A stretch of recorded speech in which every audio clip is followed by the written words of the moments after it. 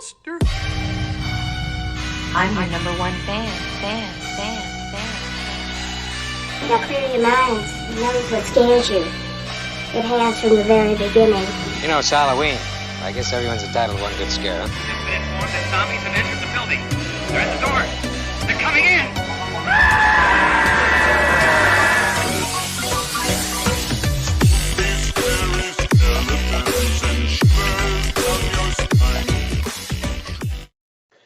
Hello, everyone, and welcome back to another episode of the Midnight Monster Corner podcast. I'm your host, as always, Corey, and alongside me is my good pal, Tony. What's going on, brother? Hi, it's great, Corey. How you been, brother? How you doing? I've been good. Yeah.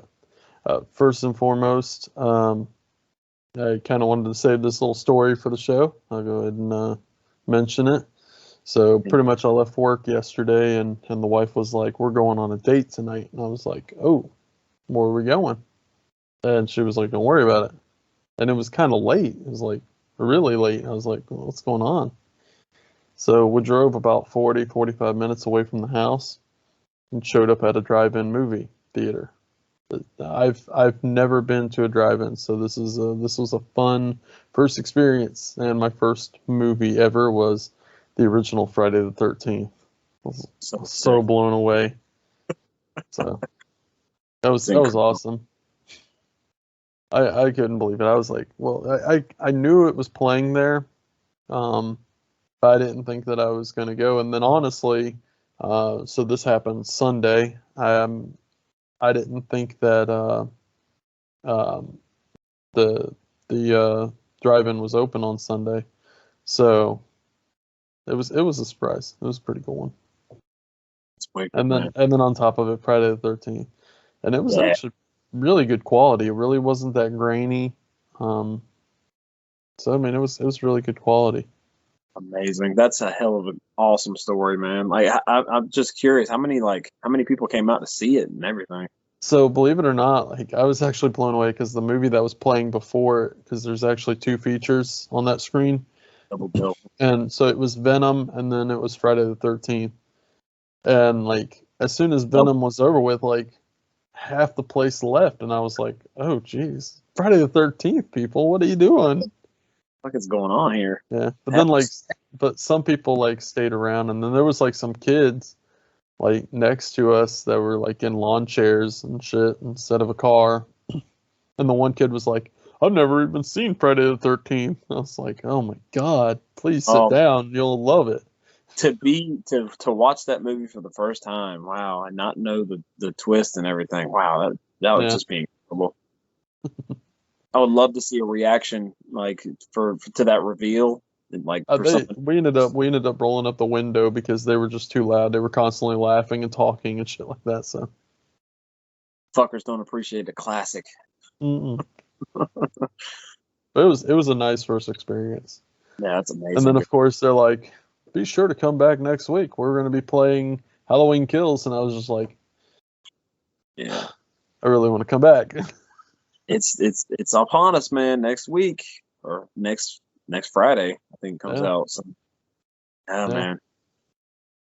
It's exciting stuff, dude. Like having a Halloween film around Halloween, like that's amazing. I love it.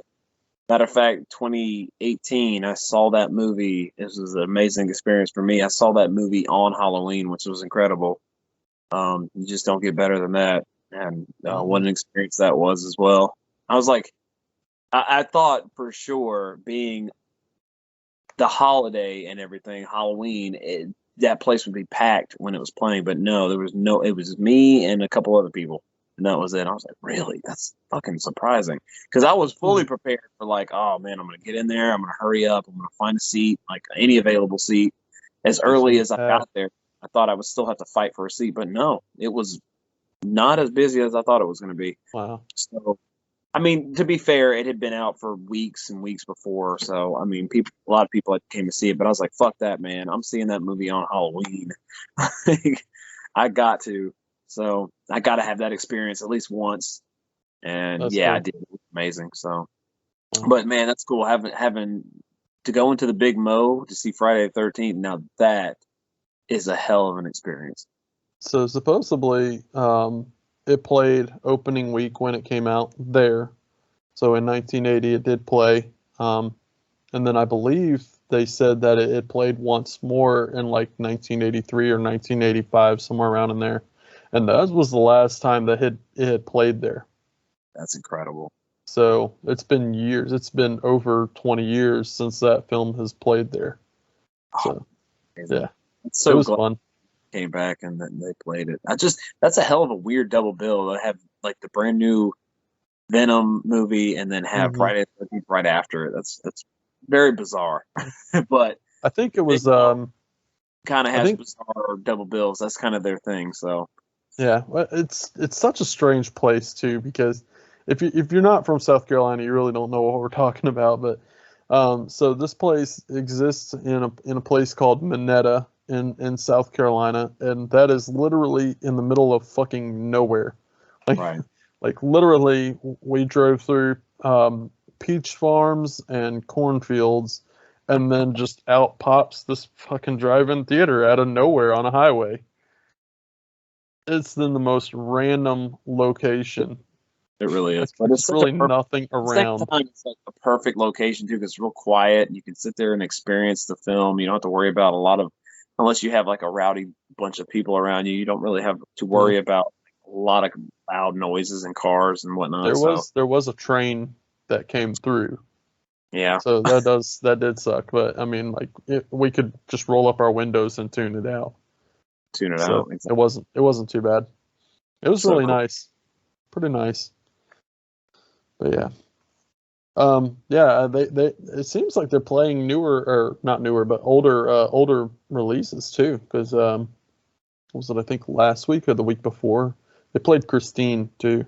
Sick, man. Yeah. They must be like a October thing. I don't know.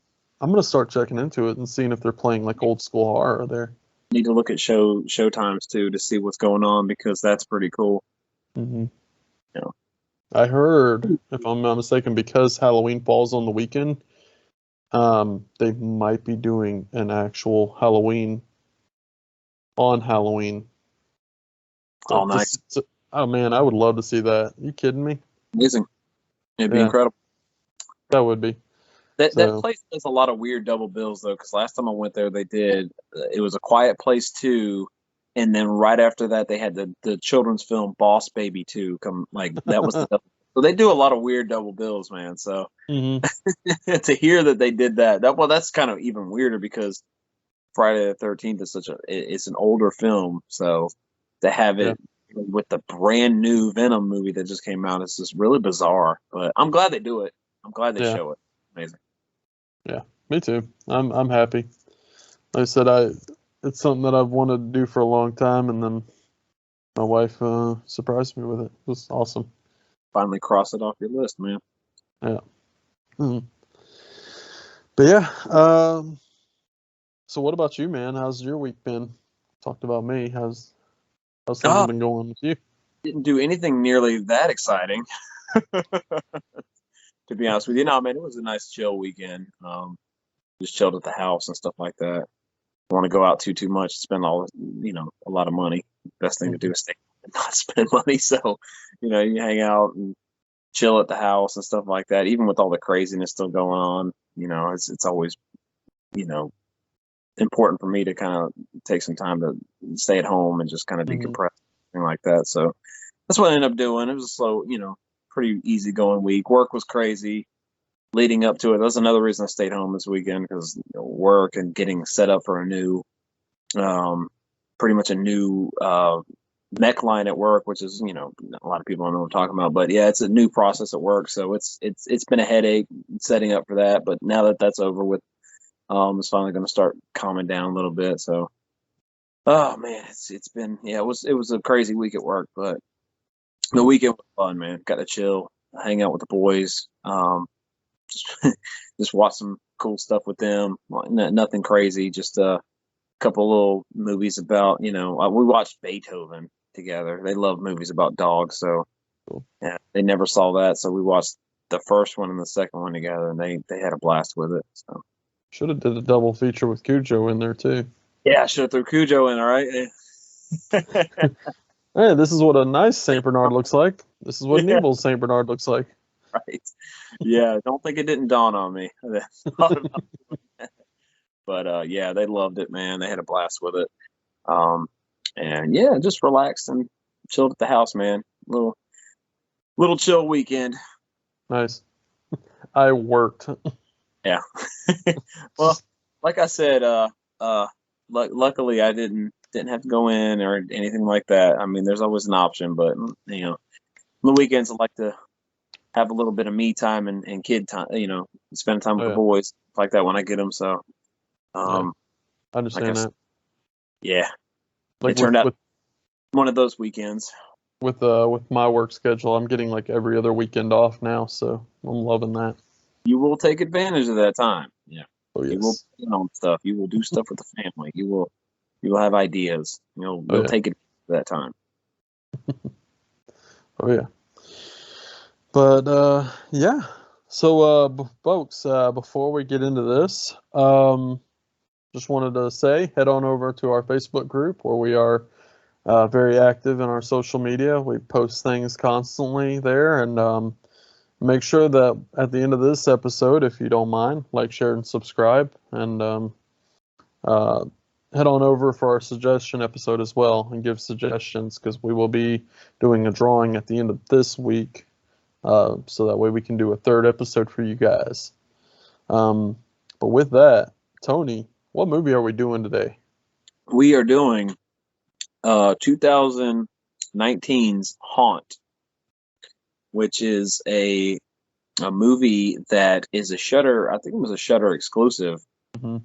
Which I know we were talking. You just signed up for Shudder, Corey, I and you were just did. how impressed you are with the catalog that they have. And I agree, the catalog is fantastic.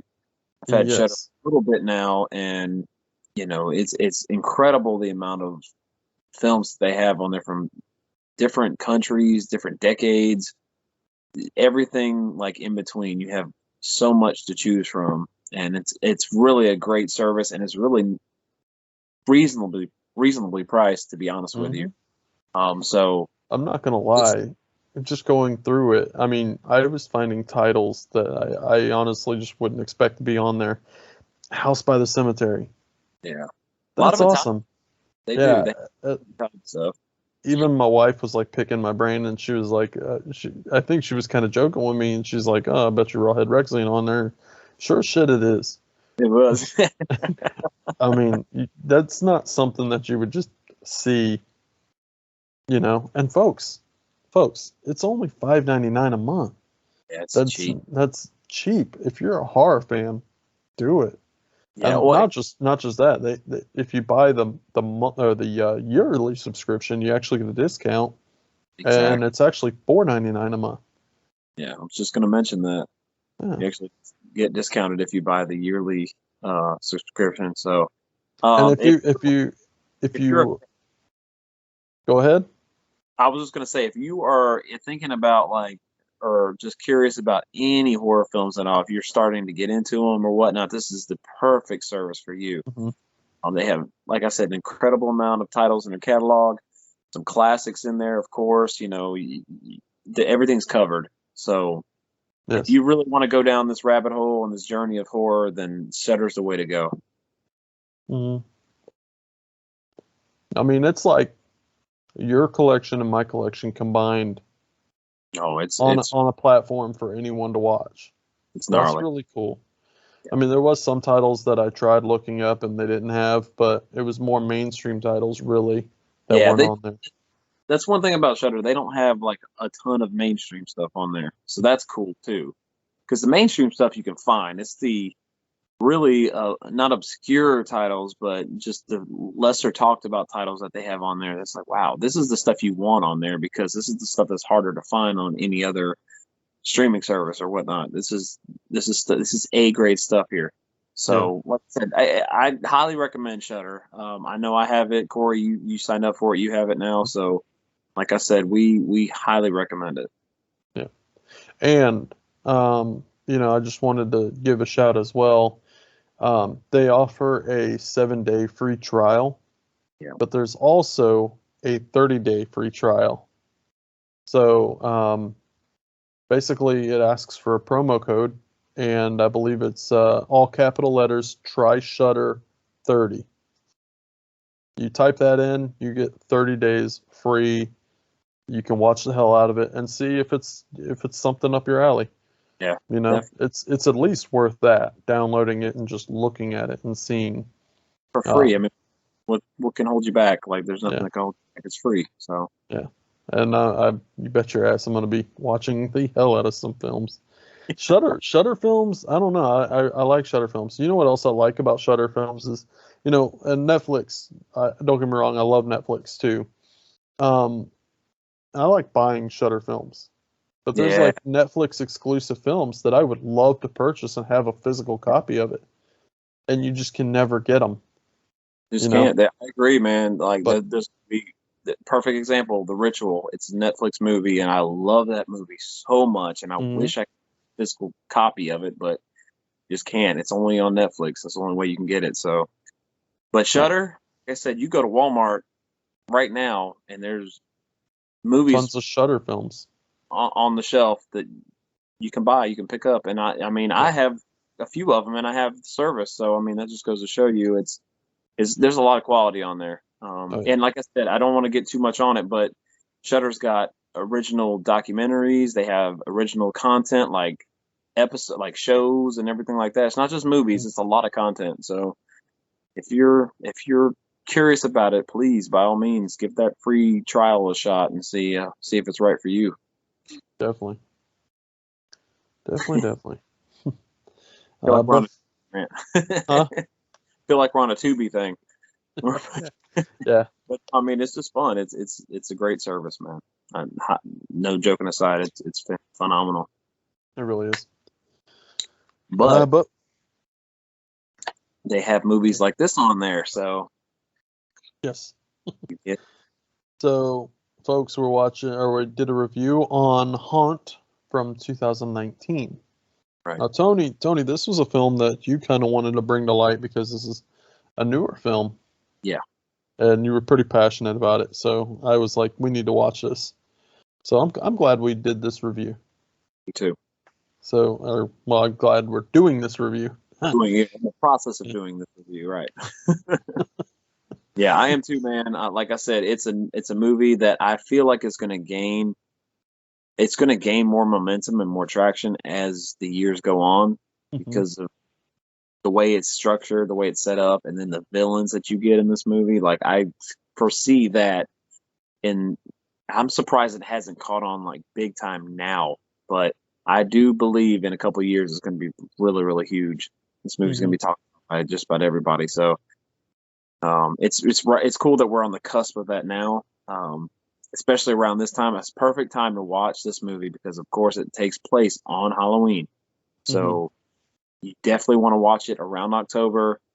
If you really want to get crazy with it, watch it on Halloween. It's awesome. It's a good experience. So yeah, definitely watch it if you are planning on going to some haunted attractions.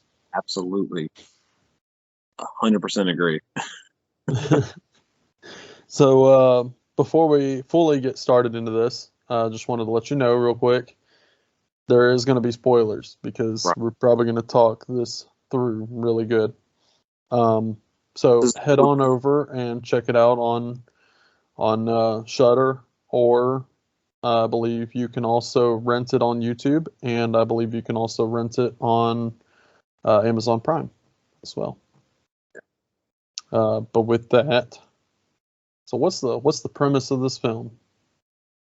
Okay. Yeah. So basically, the premise of this film is we follow our main character, Harper, who is a young lady that's in college, and she is she's in a real rut, man. She's in like a very, very abusive relationship that she's kind of trying to get out of, essentially, but she's just having trouble. And really, her friends are like, "Oh, we need to go out. It's Halloween. We need to go out. You need to ditch this dude. Forget about this guy, and we just need to go out and have fun." So eventually, it takes a little bit of, persuading for her to come out of her shell and go out with her friends and go partying. So they go to this Halloween party, meet up with a couple of other friends, and meet up with a couple of guys, and they all go out and decide that they want to go to this haunted attraction. So they end up in this haunted attraction, and they think everything's cool. It's going in. It's going to be a fun time, real good atmosphere and everything like that. But little did they know, absolute hell awaits them inside the haunted attraction. And that's basically your basic plot synopsis on this film. Yeah. Well, I'm gonna go ahead and say that the concept and the premise behind the film, I actually liked it. You don't see too many films do this. There's been a couple out there. I think The House is October Built. That was kind of similar premise, I guess you would say. But this had a unique twist to it that I didn't feel they fully explained. I wish they would have a little bit more, but we can get into that in a minute. I wanted to talk about that too. So yeah. Yeah. But I really wanted to talk about, because there was an interest or a funny moment in the beginning scene of the film, and so pretty much I was sitting there watching it today, and I was sitting with my dog. Just hanging out watching the movie. Oh, my dog likes watching films with me, and she actually will sit there at times and pay attention to the TV and watch it. It's fun. So we were sitting there just chilling. She was actually laying down, but still she was watching the TV. And the scene came up, the opening scene came up, and it was like this loud music, suspenseful, something's going to happen, and then nothing happens. And the next thing you know, it's an image of the front door to their sorority house or whatever. And then just a pumpkin comes flying off screen at the door, and it just thuds. My surround sound got really loud, really fast, and my dog jumped up and flipped her shit. It was hilarious. she got so, like, she jumped out of her skin. It was hilarious. Movies like I knew something was about to happen, but she it was hilarious. I just had no idea. That was great. I just had to share that because it was funny. Yeah, that is awesome. But yeah, so right away you meet Harper, and so you found out that Harper's boyfriend Sam is the one that launched the pumpkin at the door, and he's abusive. Apparently, he's an alcoholic, and she's drawn to that because of her family, I guess, her mom and dad, right? So there's a little bit of backstory because she's abused, and it just kind of goes from. It kind of also shows that storyline of once somebody's been in an abusive situation, they always try and. It almost seems like they find comfort in the path of an abusive situation. Right. So she doesn't want to ditch Sam because deep down inside she, I guess, has feelings for this guy who's a drunken asshole and beats on her. But, pretty much like, what's her friend, Bailey and Angela and Mallory, they kind of try and persuade her, when she goes to this bar, like you said, and she meets Nathan, and Nathan's an interesting character. Yeah. But I guess we can talk about characters real quick. Yeah. So, what's your thoughts on Nathan? Yeah, he's an interesting dude. I love when you first meet him. So Bailey and her friends are kind of sitting around at this booth and everything, and they're sitting there drinking, taking drinks and whatnot.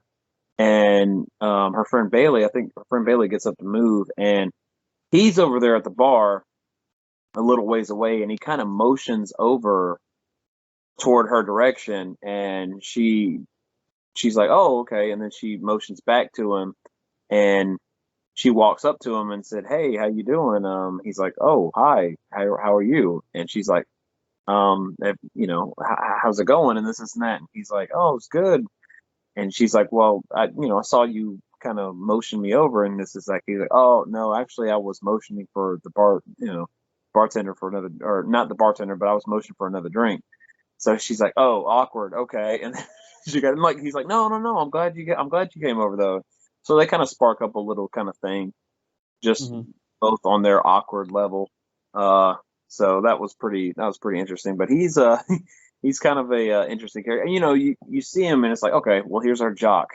We're going on horror tropes of slasher films. This is our jock character because he is indeed a baseball player, and he has a kind of a backstory where he was pretty much beamed with a fastball, and it kind of messed him up, and he's been riding the bench ever since. So he kind of has lost his like glory, and he's kind of like in a little bit of a rut himself. So meeting Bailey and stuff like that, his night was kind of going, whatever. And then he meets her, and it's like, oh, okay, well, he's got a little bit more of a pep in his step now. So he's kind of, interested in her, and kind of like they kind of almost spark up a little kind of a romance there. Then the friends get involved and everything like that. And then their friend Evan, who is introduced in the most hilarious way possible. Dude, that happens so fast. He's wearing the stupidest fucking costume, and he's pissed off because he was supposed to be with another couple people, and they were supposed to be a human centipede, but he was the only one that showed up. So he's the lone part of the centipede. He's all pissed off.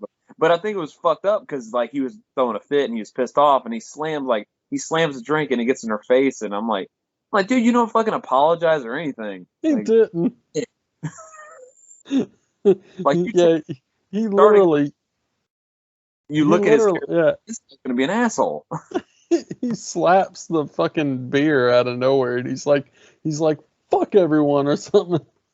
That's how you meet him. Oh, it's just hilarious. He doesn't even seem to care or apologize or anything. It's like, wow, all right, guy. And then on top of that, so when they all decide that they're gonna leave, they take a ride. They catch a ride with Evan, and he fucking charges them or tries to charge him for the ride because he's like an Uber driver, and he turns it on. I love how he turns it on and then starts handing out complimentary waters and shit. That's just hilarious. Playing up that just dickhead stereotype like to a T, like charging his friends for. But no, it was hilarious, man. And basically Nathan's like, oh fuck this, man. He takes his little fucking counter thing and throws it out the window. He's like, dude, come on. But yeah, that's one of the things that's funny about this film is conveniently enough when that happens, they kind of pull over and stuff like that, and sure enough, boom, this haunted house sign just pops up, and they're like, oh, that's interesting. Just very conveniently, they stop right there, and boom, there's a haunted house. Like, well, they were being chased, right? But yeah, you're instantly led to believe that it's Sam, the asshole boyfriend. Yeah. But I want to backtrack a little bit. Okay. If you look closely, there's the scene where she's in the alleyway and she's kind of creeped out because there's a guy with a cloak, which later on you find out who he is. But he's standing there and she's like, Sam, she texts him, and he doesn't do anything. And then Nathan comes in, and she's turned around at this point towards the being that was behind her or whatever, the gentleman that was behind her in the cloak. The thing about it is when she turns back around to look at the gentleman in the cloak, there's actually like a cork board hanging up, and it's got a poster of a clown. Yeah. And I was like, oh, look at that foreshadowing. Very cool. Yeah. I love the way that scene is shot too, man. The tension's built up, and it's like, it's really well shot. I mean, incredibly shot. So, yeah, it's one of my notes I took. I was like, man, this scene's really, really well shot. And I love that Nathan comes in to kind of break the tension and kind of give that's one thing this movie doesn't do is a lot of jump scares, which I appreciate. Glad they kind of veered away from that and just did earn scares. Like, that happening and stuff like that. Not really too like boo, in your face. It's more subtle, and I think um, it plays out through the whole film that way. And I think it's very well done. Yeah. A lot of scenes are shot well, which we'll get into when we talk more about more of the scenes in the haunted attraction. So, but yeah, I just think, well, like I said, that scene's great. The fact that they conveniently stop right there is just, it's hilarious to me. But Yeah. it moves the plot along. So they kind of psych themselves. Bailey's like not having it though. She's not really wanting to go. She's like, we should get home. We should kind of call it a night. This is not really, she's not really feeling it. But because Nathan kind of like is like trying to persuade her to come, she's like, okay. She finally kind of gives into it, because you really feel like there could be something here with these two characters. So she's kind of going along with the flow with him and the rest of the group. And then they stop at the front, the entrance of the haunted attraction. They meet the clown character, which his intro and his little thing he does with the key was pretty cool. I like how he played that creepy vibe. That was really cool. Not saying anything, not doing, well, putting out his hands and stuff like that, but never uttering a word, and just coming off incredibly creepy. Yeah. Just very unsettling, and then getting the group unsettled because they kind of joke around with them. Evan's like, "Hey, man, do you do parties on the weekends or whatnot?" He's like, "I could sure use your expertise here for something like he's got a niece or something." I think that was something like that he was joking around with, but just trying to up. But no, this dude's stoic, and the tension starts ratcheting up again. It's like, man, creepy. Link kind of. Which I will say, I've been to a couple haunted attractions, mainly when I was younger, and the people there are this way. You don't know how to take them because, I mean, they are creepy like that. They don't talk, stuff like that. They get into character and stuff, which I really like. That's fascinates me about the whole premise is like when, people like this, when you get the wrong group of people running in a haunted attraction, and they turn up to where they're killing and massacring the people inside. Like, I mean, that shit could possibly happen. I mean, it's right over there. Where it's like, oh, this is a gray area. This could be a possibility. I mean, there's some sickos out there that would do some shit like that, I'm sure. Oh yeah. Luckily, you don't hear about I believe there is kind of going off subject. There was a haunted attraction. It's like literally in the middle of like a subdivision too, but this guy turns his whole house into a haunted attraction, and he makes you sign waivers, and he actually asks you what your fears are, and he feeds off your fears. And again, you have to sign a waiver. You can't sue him, nothing like that. You can't press charges, but he will feed off your fears. That's pretty dark. Yeah, it's pretty dark. And that's what happens in this movie, basically. They take the characters' phones, so that whole thing about phones and the trope of having a phone and stuff like that, they do away with it right at the beginning, where they take all their phones and they put them in a lockbox, so they can't have their phones in the attraction. And make them kind of sign a waiver and before they go in. So this is legit, man. They're one of those, they don't fuck around.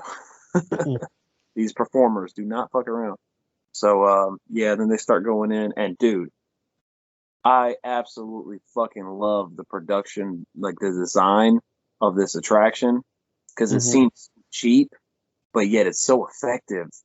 Like everything in there, like the way the sets are designed, everything is fucking awesome. I love it. I really love the shot in the turning tunnel. Yeah, that was really cool.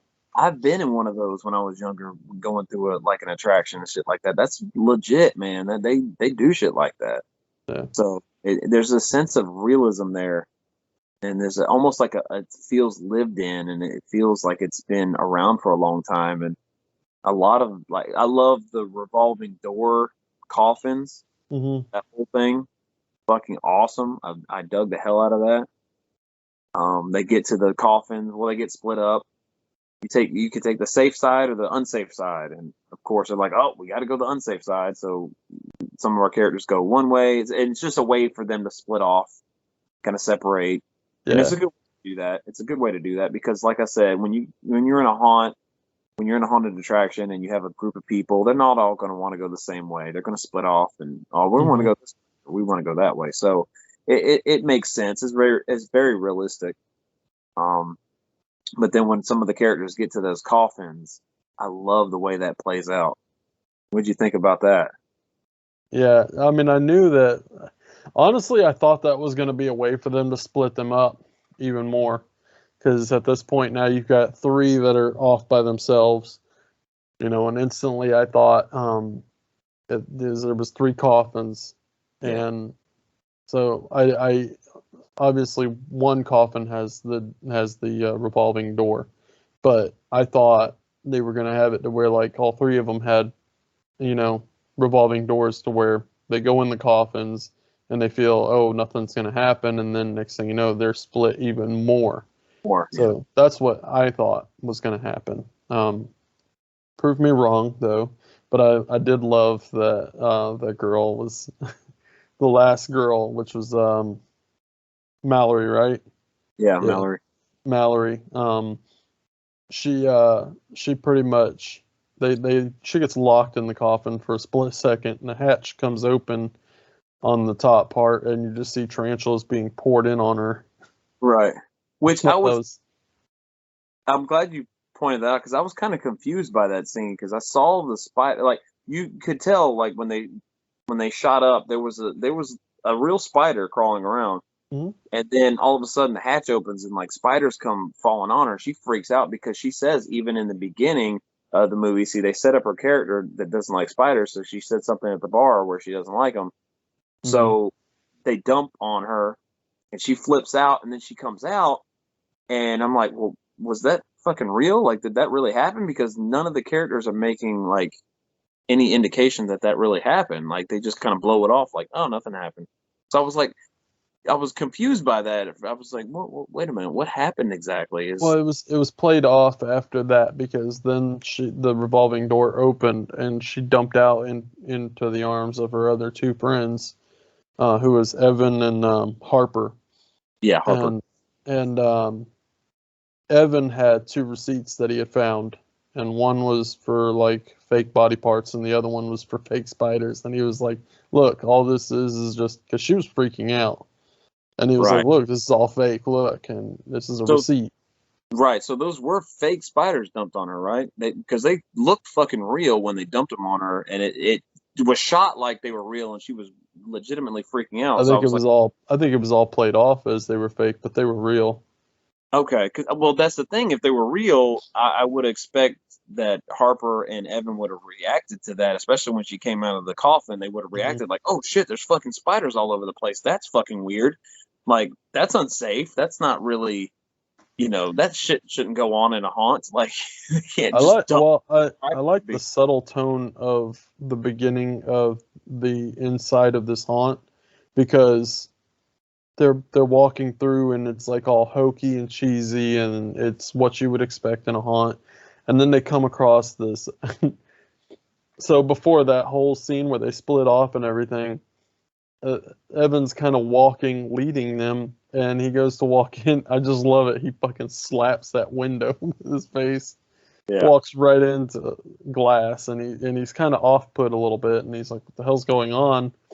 And then this curtain opens up with the witch, and she drags a body bag into the room, and she opens it up, and there's a girl in there. Insane. And I really love that scene because it's so realistic because she has like this hot poker and she literally touches it to the girl's face who's screaming for help. And these people are like, oh, it's a great show. It's a great show. It's a show, right? Yeah. And then she gets burnt in the face and all this smoke comes up and the curtains close. Oh yeah, it's what you would see in a haunted attraction, and they're thinking this is just a gimmick, when in fact that girl got fucking murdered right in front of them. The funny thing is when we were talking, you mentioned it a little bit in the beginning of the show when you were talking about there was movies that came out kind of like had the same structure with the haunts and taking advantage of that location. There's a movie that came out not too long before this one called Hellfest. And these two movies are eerily similar. Like there's a lot of similarities between the two. And that scene in particular, there's a scene in Hellfest that kind of plays out the same exact way. And if you see them both back to back, you're like, wow, man, I wonder if they were like kind of on each other's sets, kind of maybe, some people in the production. Like, I don't know, man. There's a lot of similar things going on in both films. I noticed that too. I was like, man, that scene, because I noticed the group of friends seemed very similar to the group of friends in Hellfest. And even that scare and a couple other things like are very similar. So I was, man, that's pretty interesting.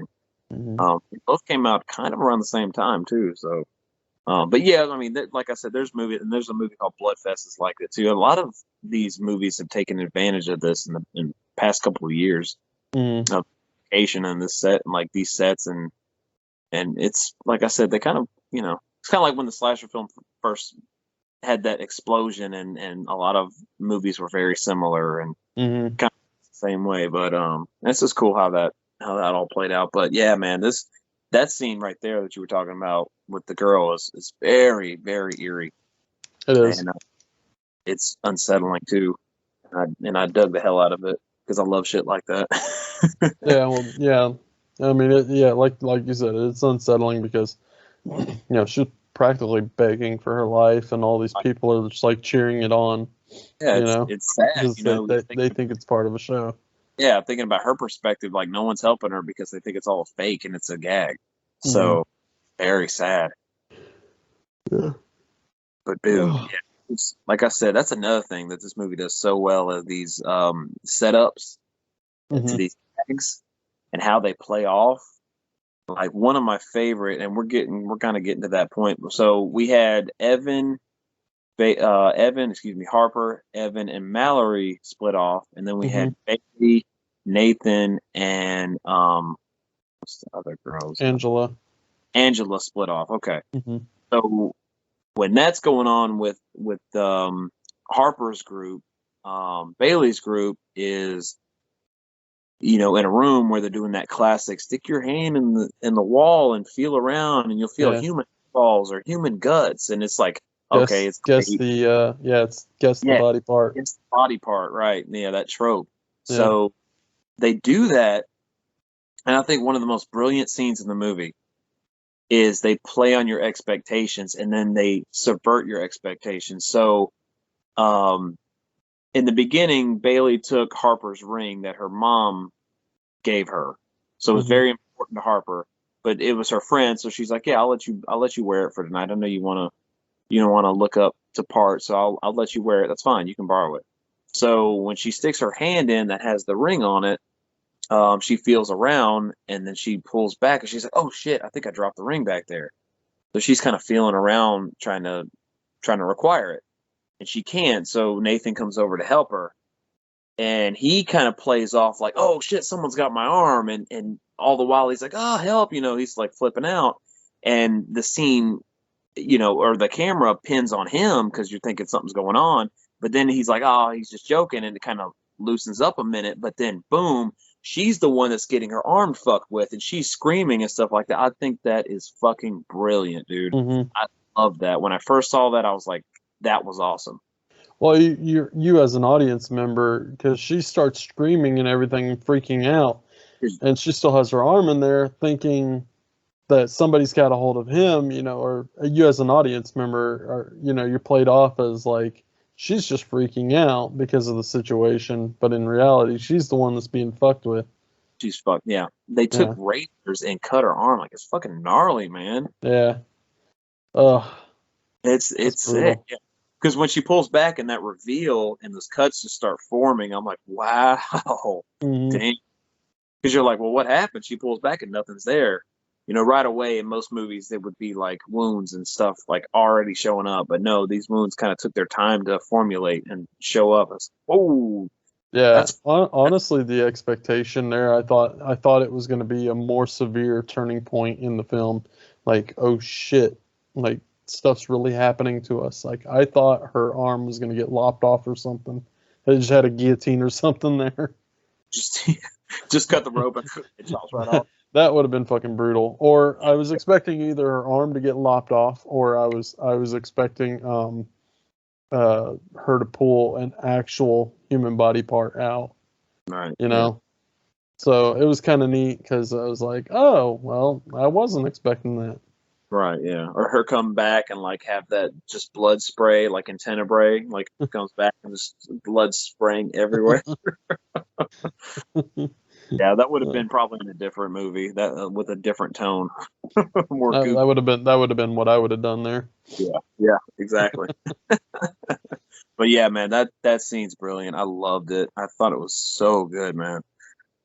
So at this point, the teams they're still separated, but they're working. It almost seems like they're going to end up coming back together here soon, which they do. So at this point now, the other team, Harper, Evan, and Mallory, they're in like this maze, and they're crawling, and at one point, I guess it's explained that it's like triggered, but pretty much only one person at a time can go through. Yeah, they can't allow people to go through at a time, or it will trigger like a trap door. Yeah, in which Mallory disappears out of nowhere, and there's this cloaked guy that has now come up behind them, and we find out who he is later on in the film. But he's the same cloaked guy that she saw from earlier. You know, I think she recognized him, but wouldn't you say, hey, I saw him at the club? No, she didn't. No. I guess that I would. Yeah, how convenient. But yeah, he basically shows them where they need to go from that point. And I wrote it down in my notes because even Evan was like, hey man, our friend is still in there. And the guy is just like turning on a light to the next door. And Harper's like, I think he wants us to go. And so they're like, oh, okay. And they just walk off. And I'm just like, but wouldn't you like anybody in that actual situation would have been like, no, we need to figure out where our friend is.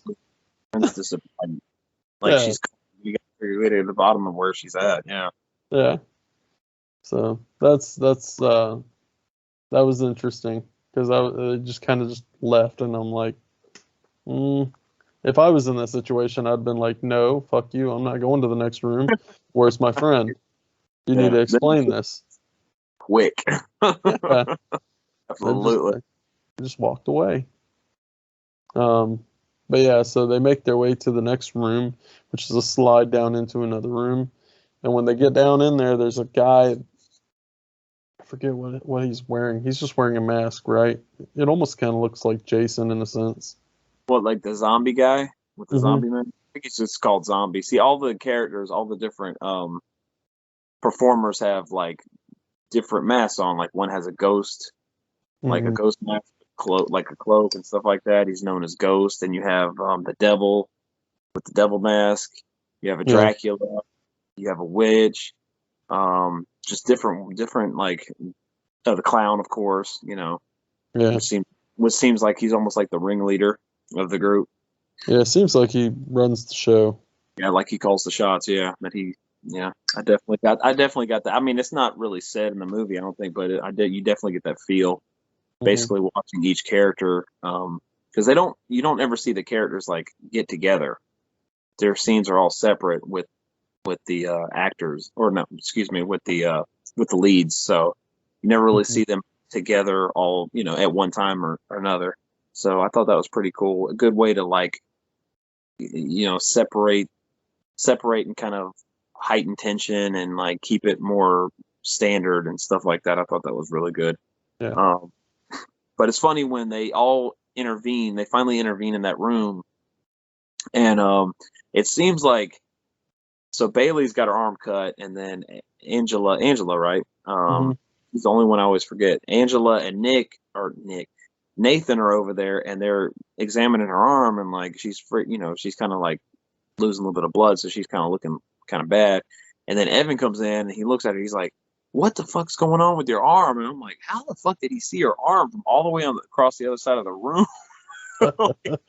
Because it seems like he's like on the far side of the room. He just came through the door with the rest of the Mhm. group, and he automatically was like, "What's going on with your arm? What happened?" And like, how the fuck did he see it? Like, how do you see the cuts and everything? And I don't know. I thought that was pretty funny. But yeah, then we find out that that's when the performers captured Mallory, Yeah. and they dispatch her in front of everybody, and then everyone knows that, oh shit, this is real. This is our reality right now. Yeah, the reveal to this is a no shit moment. Yeah. I love that. So they open it. The curtains open. The witch is there. She pulls out a body bag, opens it up, and there's Mallory, the missing friend, and instantly takes the hot poker. And she doesn't just touch it to Mallory's face at this point. She just fucking impales Mallory's face, That's like brutal. brutally. And then the curtains close. Everyone's freaking out because they've just witnessed their friend get murdered.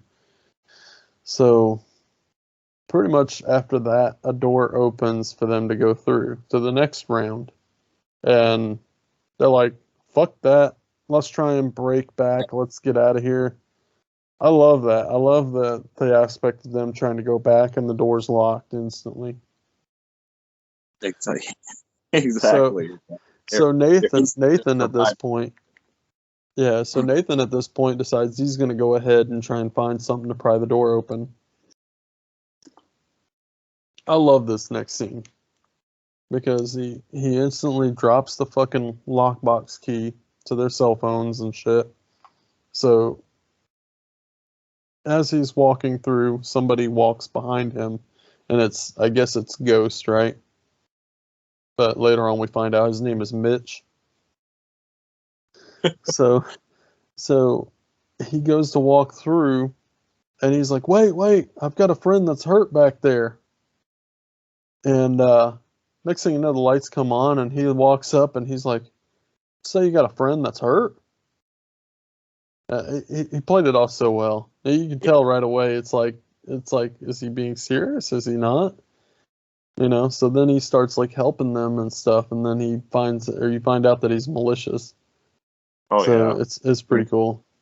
Well, I love the Go whole ahead. scene because they end up backtracking. They make him unlock doors and get back to the room where the maze goes back through. I just love that whole sequence because they're like, "What's your name?" And he was like, "Mitch." Yeah, that whole sequence is funny because they say, "Hey, take off your mask," but they don't press him to do it. Like he changes the subject on him, so he never takes off his mask. I'm like, well, they just let that go real quick. I would have been like, "No, dude, take your fucking mask off. Mm-hmm. Fuck are you? Let's see who you really are." Yeah. But they just let it go like real quick. They press for a minute, and then he kind of distracts them with something different, and then they just forget about it. Yeah. They don't bring it again. But to Harper's credit, she gets that key from him. She's like, "All right, you're cool, but I want your fucking key." To her credit, she's sticking to it, and she gets that key from him, which I thought was, hey, there you go, girl, get that key. So, yeah, we find out that he's not as naive as he makes it out that he is. Like he knows a lot more than what's going than he lets on. So he's basically playing this group, and they're like feeding into it, and they're just going along with the plan, essentially. So he's setting up failure. But man, so there was a moment where Evan was trying to break, and I wrote this down in my notes. I thought it was hilarious. He's trying to unlock the door with a hairpin, and he's tooling away at it.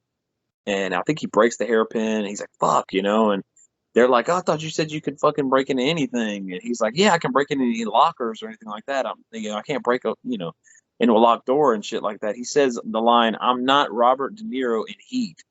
And I'm like, well, I thought it was funny because Robert De Niro's character, and he's not the lockpick guy. Like, he doesn't break into shit. He's just like one of the guns. Val Kilmer's character was the lockpick guy. He was the one that broke into shit. So I was Ooh. like, okay, well, that's pretty funny. But I guess they didn't want to say Val Kilmer because, Val Kilmer's not Robert De Niro, so no one probably would have got the reference. But yeah, I thought that was pretty funny. I'm like, well, what, isn't Val Kilmer the guy that was doing that? And I don't know. That's funny. Maybe it was just a scene to set up that he's kind of clueless. He doesn't know what the fuck he's doing. Well, he's on edge too. I really like how he really got into character in this moment. I really love that because he was pretty much in a state of shock at first. Like anyone would really be seeing their friend getting slaughtered in front of them. He was like, because at one point they were like, you can pick a lock, right? And he's like, yeah, Just like that. yeah, because he was really out of his mind at that point. But yeah, good. one of the things that you want to, I know you want to mention, there's a scene where at this point they see the crowbar or whatever that was that had impaled their friend, and it was laying behind the curtain, and it was just in fingertips reach. And so as he gets Angela to reach in, she says something about her cousin. Yeah. Well, she keeps. There was a running gag of her, like, anytime they would bring something up, and so she's like, "Oh, my cousin's a gynecologist," and she does any moment like they bring up like a fact or something, like she would have a cousin that's in that field, that works that field, so she would bring it up, and that, I guess that's when the setup came to like a halt, and they paid off because dude's like, "How many fucking cousins do you?" 50 something, like it was great. Like, I loved it. Yeah, she was like, I only have 6. Yeah, she brought up like each one of them, the 6 of them she brought up every time. Every time the situation called for like her to bring it up, she'd be like, "Oh man, my cousin does this," and she said, giving like a random fact or something. I just thought that was great. That's funny. Yeah. Yeah, of course she couldn't get it easily. So she ended up getting her fucking hand stomped on. Yeah, brutal. Oh, that was brutal. And fucking... then Evan was able to grab the crowbar, which they were going to use that crowbar to kind of press Mitch to take off his mask. And then, like you said, he changed his subject and everything. Yeah, he distracted them just enough to get them to kind of like forget what they were on and forget pressing him to take off the mask. Yeah. So as they're making their way through the maze, it's at this point it's just Evan and this is where the story kind of took a little turn, and I was like, oh, this is interesting, and I kind of started imagining like who the survivor girl was. I didn't think in this moment I didn't think Harper was our survivor girl. Really? Yeah, and I thought it was because so pretty much they go through that maze, right? And then Mitch decides to board up the door to the maze, so the others can't make their way through. And Nathan goes ahead and tries to go after or behind Mitch, and then lo and behold, everyone else kind of piles in because at this point here comes Redman, the devil. Yeah. So he busts his way through the door, makes his way into the room with the others, and end up chasing the rest of them into the maze, other than Harper. Harper's left behind because she got knocked out of the way by the door. So as they're making their way into the maze, he grabs, what's her name? Angela, and pitchforks her. Oh, through the face, man. Yeah, right in the face. It's brutal. It's CG too. It's CG, but it looks really good. It does. I couldn't, not, I mean, you can't tell not with that. It looks really good. It's so quick and abrupt and brutal. That's why I think a lot of it has to do with how quick the kills are. Like some of them, they're just quick and oh man, the quick ones where they kind of don't linger and stuff like that are so much more effective. Yeah, I agree. And it's yeah, like you said, it's very effective. Yeah. Um, That but one yes, is very effective. so pretty much at this point, they so Evan's now trapped with Ghost. Bailey and Nathan are in the tunnel, and because Bailey went in there, it triggered a trap door, and Nathan's gone now. So Bailey's basically stuck in this tunnel by herself, which I thought was really neat because you almost forget about her still being alive at this point, because at this point now everyone's going to start getting killed off.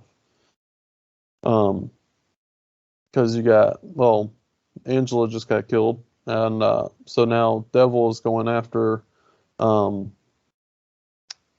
Harper, and she goes down the slide and back through that cemetery, and she starts going back towards the way that they're supposed to go to continue on. What I really love is that Mitch was like, "Look, everyone's fine. He's trying to ease everyone." And again, like you said, he's playing everyone because he's like, Melanie's outside waiting on you guys already. Yeah. You know? So he's still playing it off as it's just a sideshow attraction. We're just You doing know? our job. You know, Yeah. we're actively scaring you guys. Yeah. But yeah, I instantly thought, because pretty much he chases her into the room of like blades. Yeah.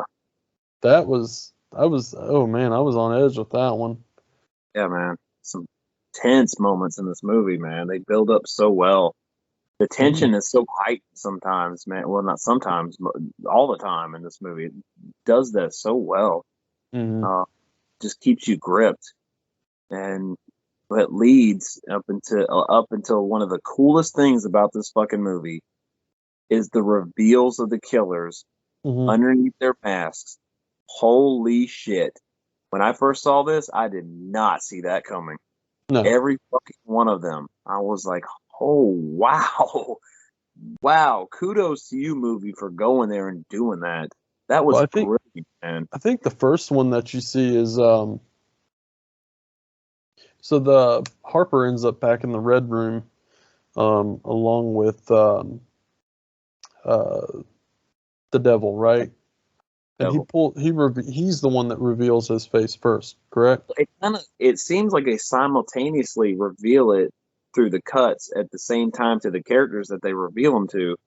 Because Ghost, he's like, so he's with Evan, and he's like, you still want to see my face? And I love it. I love that line. Yeah. And the Devil takes his mask off, and then Ghost takes his mask off, and like their faces are fucked up beyond like recognition. Like, well, in the Devil's case, it looks like he had like body modification done, or mods, like heavy mods done on his face, where he's got like his eyes are done up, and he's got fucking spikes and shit. He got tattoos and everything like that.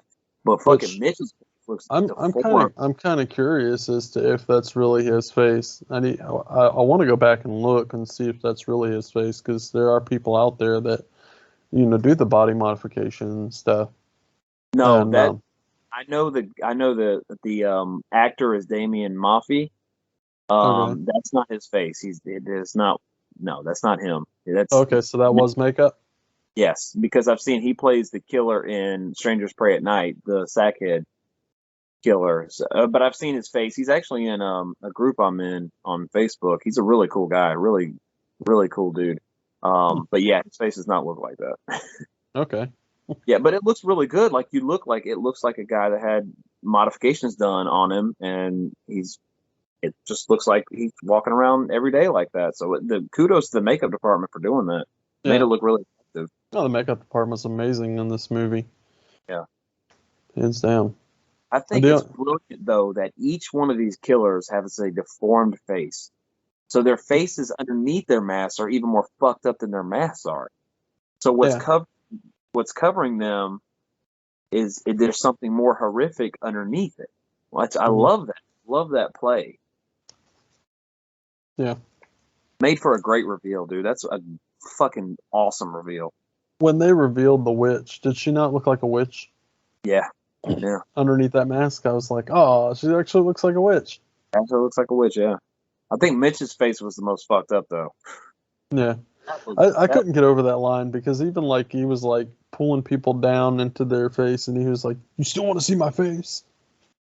Kept saying that line over and over again. Yeah. But it He's was like- like, yeah, mentions- it was like they were deliberately making their faces deformed. Yeah. Yeah. Well, that's what Oh. I thought interesting about it was like they're doing that to themselves. Like, that's fucking mind blowing to me. Yeah. That's a different level of crazy to me. What was the line they kept saying? Like, let's keep removing your face or something like that, or let's remove your face. Or something. But they were making reference to pulling people's faces off. Okay. So I don't know if you caught on to that, but they like when Mitch was with Evan, he pulls Oh, his kill. Oh, yeah, and he grabs a hammer and like sticks it in so his fucking- mouth. Once again, it's one of those quick take like shots where it doesn't linger on it. It's quick and it's so much more effective being a quick cut, quick edit. So, but it looks fucking cool, dude. Like the practical effects are awesome. Yeah. I cannot say enough how fucking dope that looked. Yeah. Yeah, like you said, the kills are gruesome, gory, and everything. It's It's quite a true amazing. slash, It is, yeah. but you don't get nudity. No, Yeah, No. no nudity. nope, none at all. Everything else is like you check all those boxes with a good slasher movie, man. You get cool killers with cool masks, and then their faces are even more fucked up and grotesque and deformed, and oh man, It's pretty Whew. brutal. Yeah, it is, dude. But yeah, gory kills. Was there a lot of POV? I don't think there was a lot of POV shots. Not too Oh. much, no, not too Right. much. Everything else, dude, it's effective. It's a very effective film. Mm. But the whole sequence, so this is going into when we're talking about the whole thing with Harper, and I like her I love her acting. The actress is awesome. She's really believable. She's very effective, but the moment where she's chased from the devil to that room, all that sequence leading up to that, I had a lot of problems with that sequence. From her up into that room, that escape room almost that she gets into, the lead up to that when she gets her hands stuck to that sticky stuff and it pulls the skin off of her hands and it looks really fucking gnarly. And then she has the nail go through her foot. Yeah, I had like the fact that she's able to do everything she's able to do in that escape room. It blows my mind. I don't understand it because she's, like I said, she's got the skin missing off her hand, nails through her foot, but she's able to get around and stuff like there's nothing wrong with her. Yeah, What do you think about that, dude? I like that. I like that scene. I was yeah, that I was on edge that whole time she was in that room because the first thing that I noticed obviously was like all the fucking knives hanging from everywhere. And then you see her walk in front of the nails, and it's like, oh damn, that was a close call. And then next thing you know, out of nowhere, like she sees somebody standing there, it was the vampire. Yeah. Right. So yeah, the vampire guy or whatever, and so she pretty much like went to go back up away from him, and as she backs up away from him, steps on the nail. That right there. She got home alone. Yeah. You know what got to me though? You know what got to me though is not just that scene. The scene where she has to crawl or she goes to walk through the door with the knives And Yeah. so she turns, and you see the Dracula guy now cutting the rope that's holding Yes. this door. Yeah, He's that show's so funny. Like he's like, Yeah, dude, I laughed. but yeah, and so it's holding this door up that's got a fuck ton of knives just hanging from the door. So obviously the door's gonna come down and stab the shit out of you, right? So she has to hurry up and get out from up underneath that door. But what I really love about that whole scene is, like you said, she falls down and gets her hand stuck on like that mousetrap glue or some shit. It just But when she pulls it, when she pulls her hand away, it almost doesn't look like nothing's happening. Just she's just stuck to this glue. But then like you see like her skin is completely ripped off and her skin's still laying there. I was like, oh God, I could have done without that. that was what I don't understand, because she's able to navigate through that room like nothing is wrong with her hands. She doesn't seem like she's in pain. You would think having the skin ripped from your hands, you wouldn't be able to grab shit and do that Mhm. without having like some pain or showing emotion or something like that. But no, she never does. Yeah, She's able to just get around with like it's like nothing happened almost. yeah, and I did notice that. That was kind of a yeah. I wasn't too thrilled about that. Yeah. I But then really love that whole end sequence though, yeah. where she's in the room and it's the end, and it actually says it's the end. Yeah. What I really love about that is just it's pretty much like an escape room, and she has to follow clues and Exactly. stuff. Yeah. Which earlier on in the film, you find out that she's got a problem with herself being under the bed. She doesn't Yeah. like small places because she would spend time up underneath her bed watching her dad abuse her mom. Right. So it's kind of a psychological thing for her, in But which she even mentions when she gets in the coffin, she's like, "Oh, I'm claustrophobic too." So she doesn't like cramped spaces as it is. So her going Mhm. into that is a big issue. And then on top of that, the backstory with her, her being under the bed and seeing her mom being abused by her dad is Mhm. it's really sad. Yeah. Comes to a crescendo when she sees the devil coming toward her, and she's like, she mentions, she says, "Please don't hit me, Sam." When she like is out of it for a minute, she thinks she's talking to her boyfriend. I'm like, oh man, that's heartbreaking. Hmm. Such a sad line. It's the way she delivers it. It's so heartbreaking, man. Yeah. Because you can tell this girl's just been through hell with this guy, and he's just treated her like absolute shit, and just mistreats her and abuses her, and it's sad, man. Hmm. Well, what's really, yeah, like you said, what's really sad is just her being up underneath this bed, and it's like playing out. You know the killer's walking up to her, but however, she's imaging, or she's imaging that her dad is there, you know, and that's the most brutal thing. And then when he flips the bed off of her, I forget what he does, but he pulls her out from up underneath the bed. She instantly jabs him in the eye with the key. I love that. But Yeah. then she turns the key on the door and everything. This is what I really love. Is that whole area is the gun going off. There's just like an explosion happening, and it actually shot her like right in the shoulder right here. Yeah. So that was pretty cool. That's the thing, man. That's the only problem I had with the movie. Really, is that whole sequence, and it's not because it's not cool. It's just because some things happen that are so unrealistic. So the gun goes off. This is a shotgun, mind you, Hmm. and it's It's rigged up to a contraption.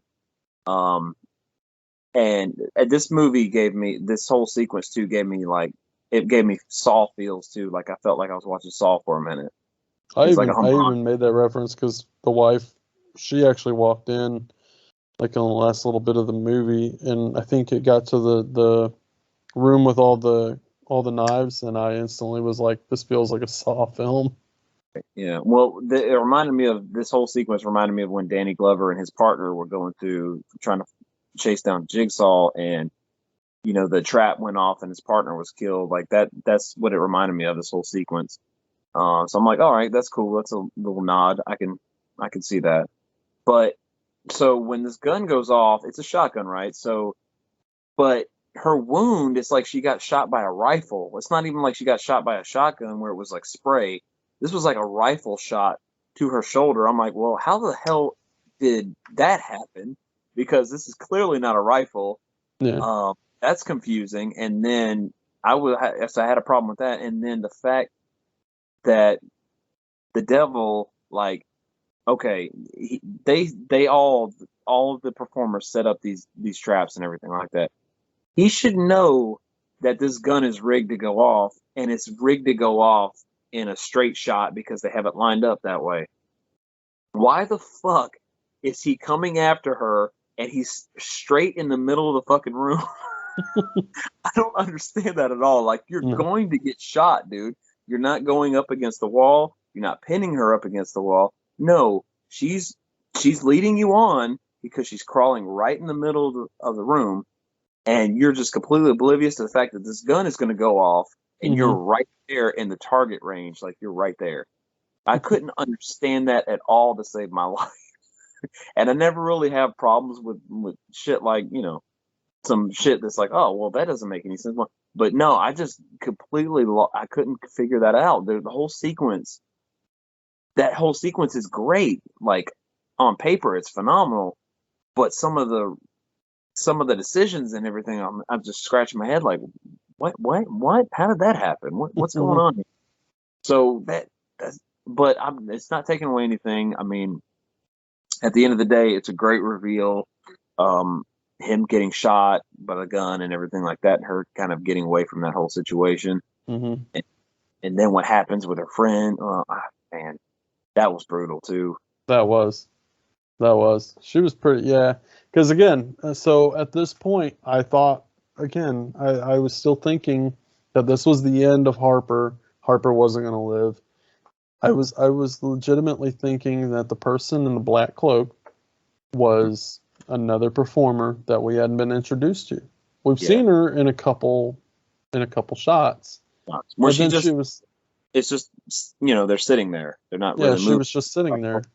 This is almost like playing off like, this is the big baddie. This was the one that's going to come in.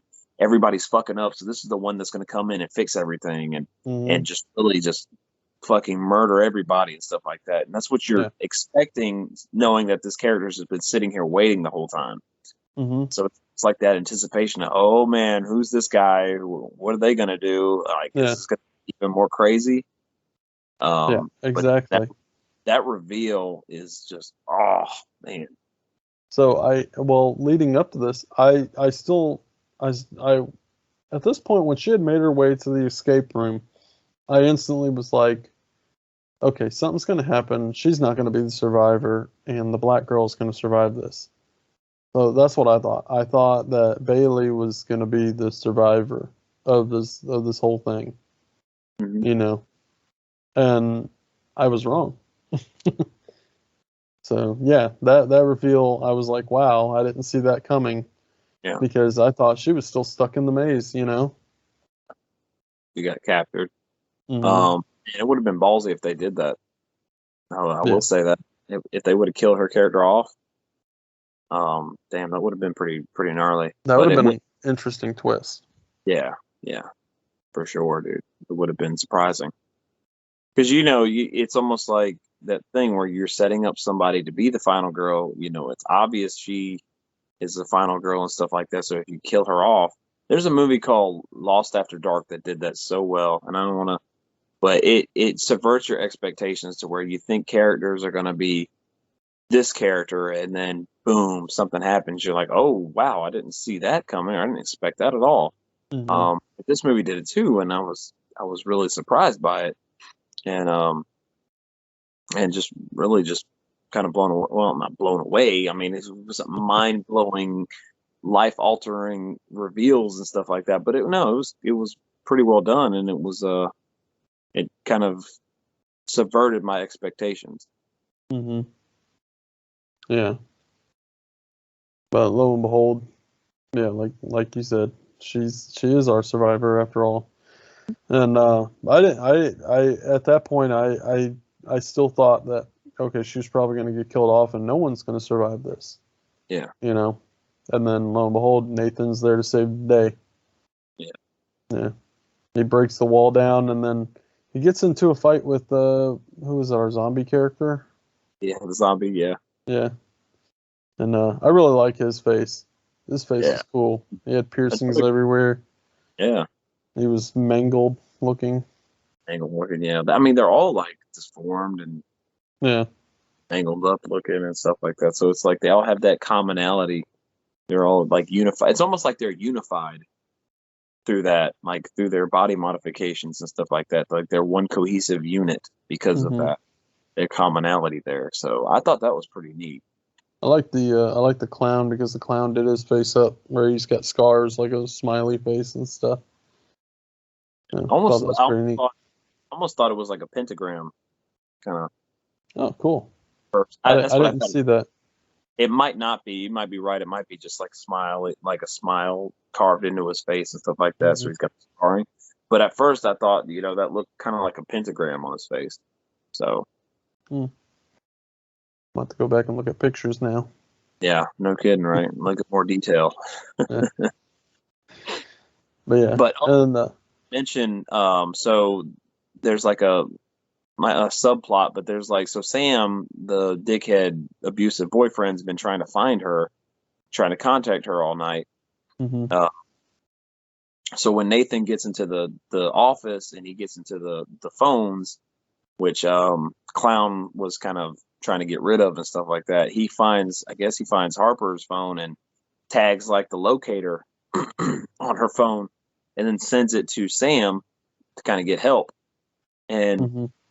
Sam realizes where she's at, so he kind of turns around and like follows the location to their location, and he's kind of getting there, and then he ends up meeting his demise as well, which is pretty gnarly.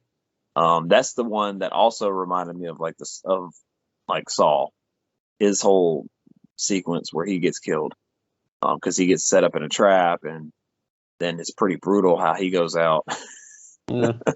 with the fucking cinder block. He got shot in the neck by a bolt. Bolt, yeah, and it gets That's lodged. brutal.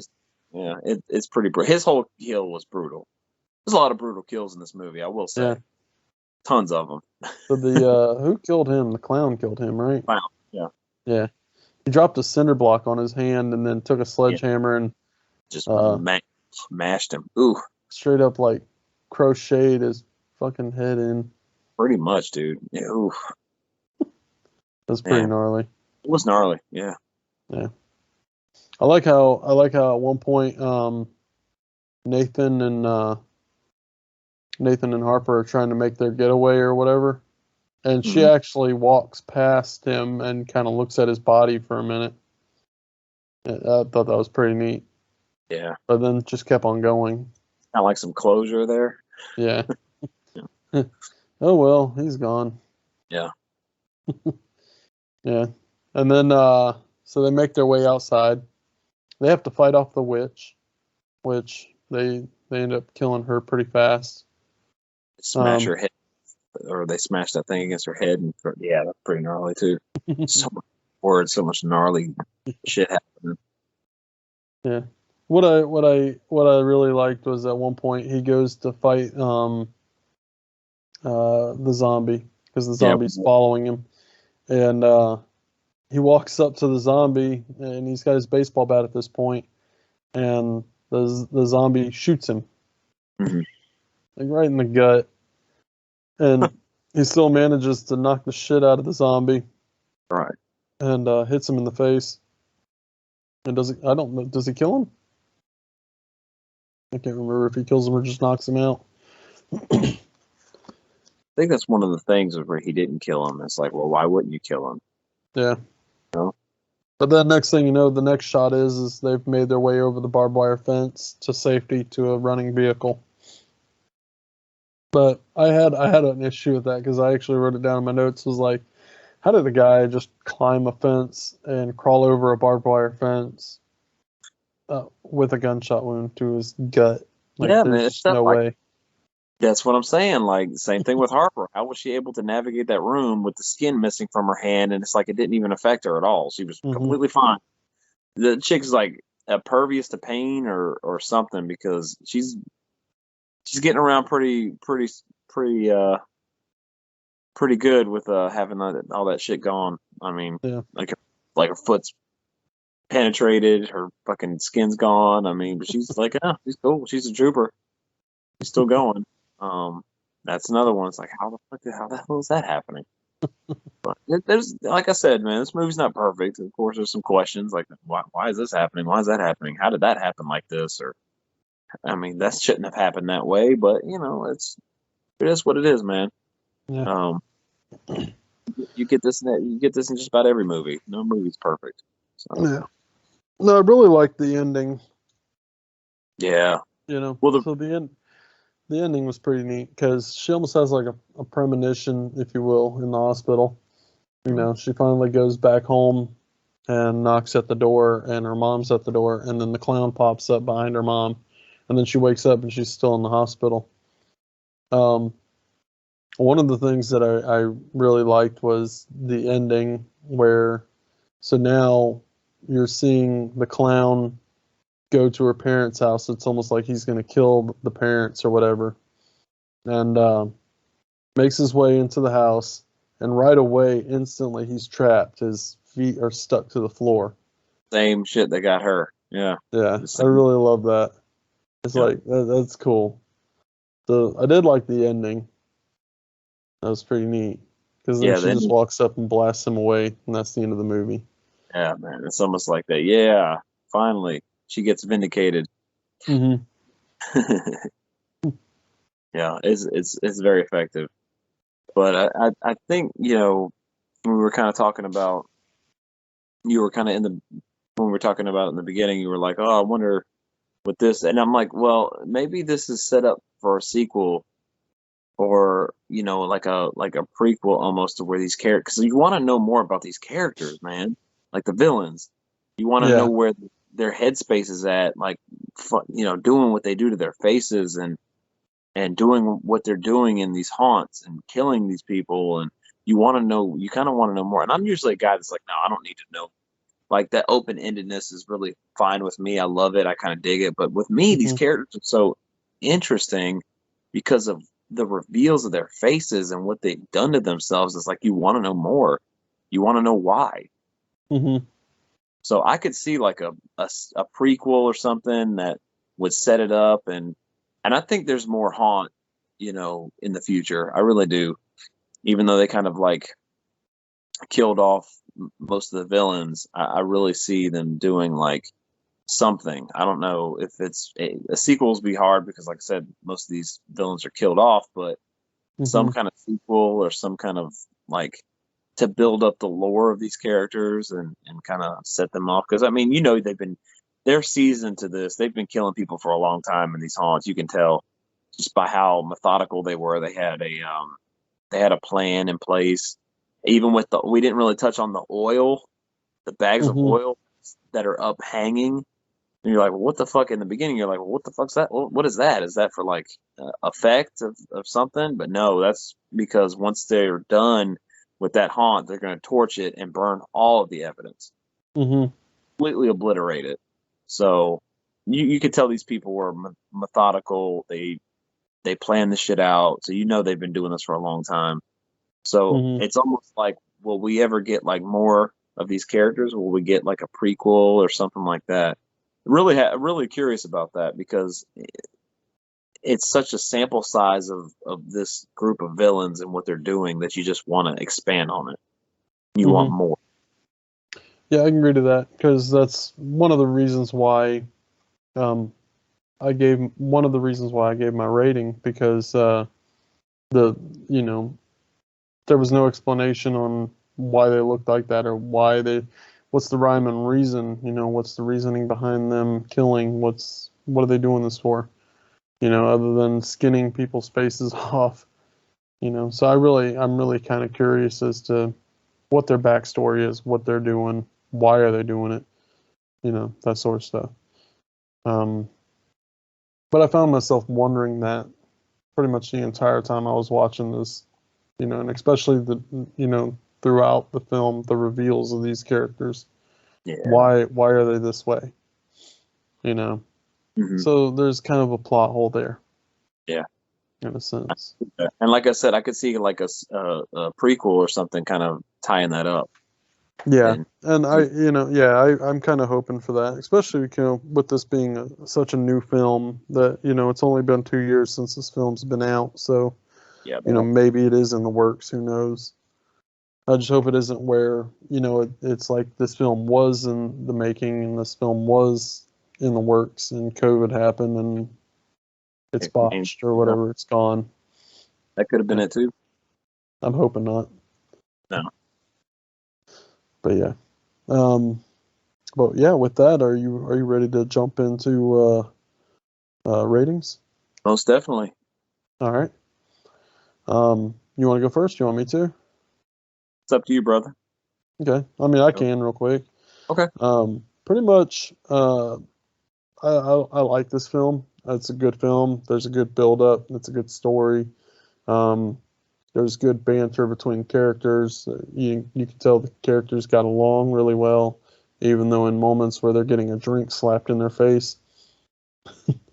But overall, the story, everything, I loved it. My rating goes straight to the plot holes of the film. There is a good bit of plot holes in the film. Like we've mentioned them, the whole thing behind the backstory on the villains. Why are they this way? The plot holes as far as like injured people moving around as if they're not injured, and some of the I wouldn't say set pieces because their set pieces were really cool, but there was some stuff I had an issue with, lighting, stuff like that, but I get it. This was a dark location. It was meant to feel like you're in a dark location, stuff like that. But I would have liked to see a little more lighting so that way we could see a little more detail to some of these rooms. But with that, I gave it a 3.5. Nice. And it's a solid one. I really had a hard time with it, being 3.5 or 4 for me. But ultimately, the plot hole with the face and figuring out why because I kept going back to that, thinking why are their faces like that, and so ultimately that's why it got a little bit of a lower rating than what I would have liked to give it. But I'm hoping for future watches that ultimately changes my mind, and I'm hoping for like you said, a prequel or something that can explain their backstory a little bit better. More story. Yeah. More up. Yeah, absolutely. I agree, man. I think setting up a prequel and stuff would like really alleviate all that and kind of give you the answers you're looking for.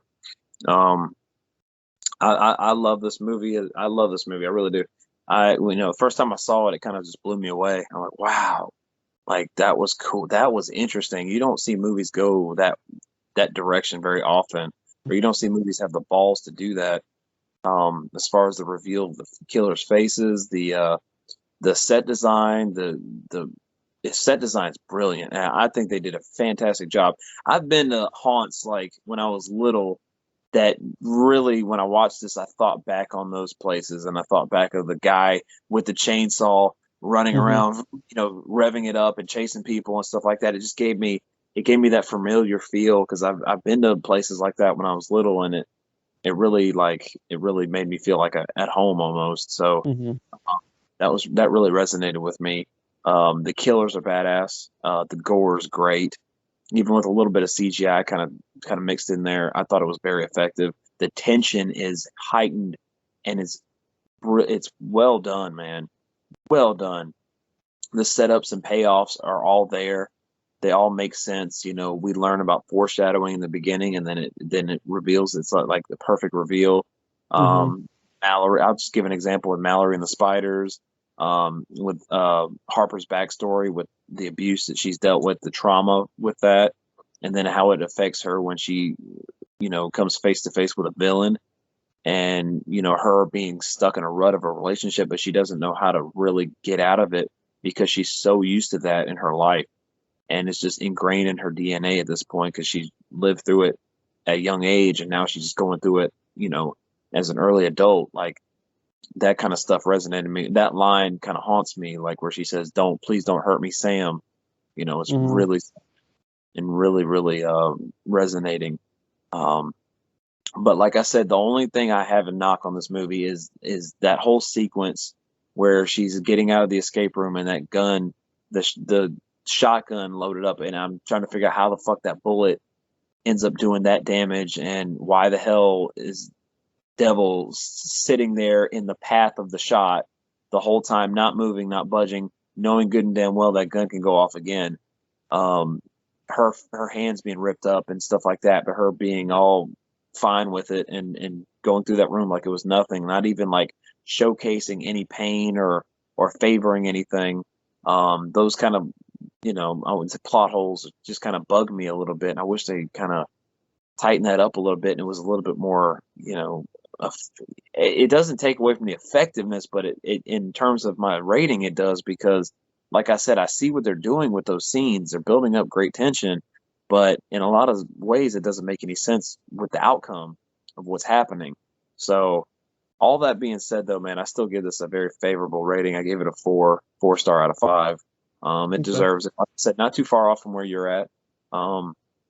I think that this movie's fun. I do see myself watching it around October every year, just getting into the mind because it feels like a Halloween film. Oh yeah. With the haunt attraction and the characters all in costumes and stuff like that. And like I said, there's a couple of shots where you see jack-o'-lanterns and stuff like that. Like you get that Mhm. feel. And of course, the one getting thrown at the door at the beginning, scaring the shit out of your dog. I mean, that's cool too, man. You get that festive like fall feel and Mhm. of it. And there's sequences that are brilliantly shot too, like the sequence where she's in that when she leaves the club and she's in that like alleyway and she sees that silhouette of that person like staring back at her, and she's fumbling through trying to call, thinking that it's her boyfriend, and she's waiting for a ringtone or a phone to ring, and it never happens. It's like, oh man, sequences like that are really really effective. So yeah, I enjoy it, man. I put a favorable rating on it. I have fun with it, and I'm glad me and you got a chance to cover it and we got a chance to talk about it, because I was really interested in getting your take on it and seeing what you Yeah, thought. definitely. Yeah, I mean it was a good first time watch for me, and like I said, there's going to be future watches of this film because, like you said, it does resonate in Halloween. It definitely Mhm. shows off Halloween very well and stuff like that. And I definitely encourage others to watch it as well because it is a fun film. Yeah. Especially like the new day and age where people are wanting to see more slaughter, more gore, stuff like that, and you definitely get that with this film. I think we're also in day and age right now where we're craving like new slasher villains, like people to take up the mantle of Hmm. doing what Jason Voorhees done and what Freddy's done and what Michael's done. Like we want to see more. We want to see more Sams. We want to see more Victor Crowleys Oh yeah. in a modern sense. Like we want to see that more. And I think these characters are great. Like their design's cool. Their costumes are cool. Their Hmm. reveals, faces are so cool. I want to see more of that. So I'm hoping that they do something in the future. They revisit this, tool around a script or something to kind of, set these characters up with their origin story or whatnot. Like Hmm. have something happen, because I know personally I'm craving it. I know hearing from you and your critique, you want that answer Hmm. of why the killers are doing this to their face and what they're, why they're so so hell bent on creating havoc and mayhem on these attractions. So Yeah. I think we'll all benefit from more or future haunt. I think that's what needs to be done. I hope it happens. Really Hmm. do. Yeah. Same here. And yeah, going kind of what you say about as far as like seeing slasher and stuff. Honestly, there's always kind of a hope for um, a slasher icon, and almost a franchise again. And Yeah. that's why like we talked last month about Laid to Rest and stuff. And Yeah. unfortunately, I don't think we'll get we'll get any more of those because Yeah. Robert Hall passed away. But Well, um, even you never still, know. I brought up, even the collector and the collection. I was so excited for the collected, and knowing that that's not happening just breaks my heart because I'm hoping to get more of these films with this character. I just love it, and it's just like, wow, man, that's just discerning news. The fact that they're not going to be able to move forward with a third one. Yeah, I thought it was a perfect trilogy. You have the titles are perfect. You have the collector, the collection, and then the collected. Like, I love that. It's uniformed. It's wonderful. And I know getting more of that character and those like the traps and everything like that would just be sick. Yeah. Sucks that that's not going to happen, man. I still can't get over that. I mean, you never know. Maybe one day it will. I keep my fingers crossed. I'm hoping for more of a brighter future, but when it comes to that, but I don't know. Sounds like they're at a lock with it when it comes to that. So, but hopefully I'm wrong, and hopefully, like I said, just given some time, a lot of this stuff will come out, and we have to be patient, I guess. Yeah. Which is sometimes easier said than done. Yep. Yep. But you ready to land it? Yeah, man. All right, folks. Well, you've been watching the episode on 2019's Haunt. Sorry we ruined it for you if you haven't watched it, but go check it out. It's on Shudder right now. If you've got Shudder, I highly suggest that you download Shudder and check it out because it is awesome, especially if you're a horror fan like us. I know I just got turned on to it, and I'm gonna probably continue it for the rest of my day, or as long as I can watch it because or have it because it looks good, it looks promising. But with that, we hope that you guys enjoyed our show. Make sure that you tell your friends about our show and like, share, and subscribe, and check out our Facebook group if you haven't yet. Like I said, I will be doing a drawing on Friday, so be sure to check that out and enter a suggestion if you haven't. But Tony, you got anything? No, once again, our group is fantastic. Like, all the recommendations for this coming up or this month are just so good, and we just love seeing those pour in. They've been pouring in, so we're just psyched to see them. We love it. Thank you guys so much. We're talking to you guys. Great suggestions, man. Keep it up. Giving us a lot of like ideas and stuff to, even if we don't like get to one of those in particular, like pick one, like future episodes of going back and watching that stuff for another October viewing would just be fantastic. And we definitely want to fulfill that. We definitely want to go into that and do those discussions. So those recommendations, man, keep them coming. Definitely. Well, we appreciate everything you guys do. And with that, later, guys.